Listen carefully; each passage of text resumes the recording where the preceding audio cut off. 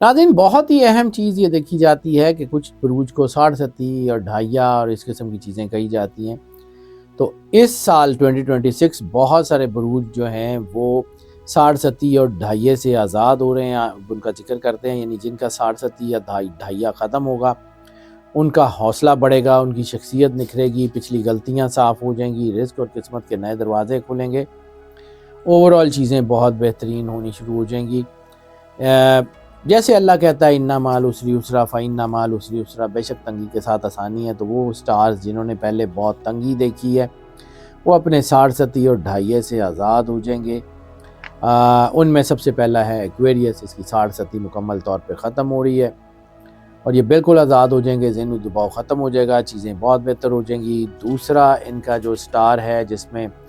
ان جو 2.5 سے نجات پائے گا وہ ہے پائسس۔ پائسس جو ہے 2.5 ختم ہوگا، نیا روشن دور شروع ہوگا،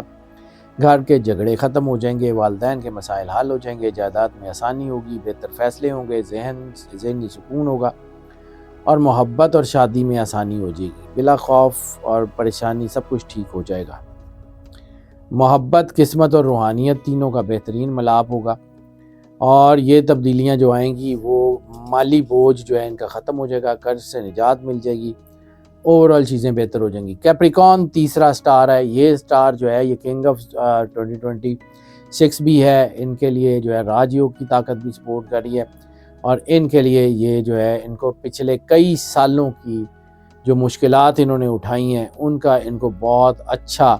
جو ہے وہ فائدہ ملے گا، یعنی ان کی قرض سے نجات مل جائے گی، رکاوٹیں ہٹیں گی، کیریئر مضبوط ہو جائے گا، قسمت روشن ہو جائے گی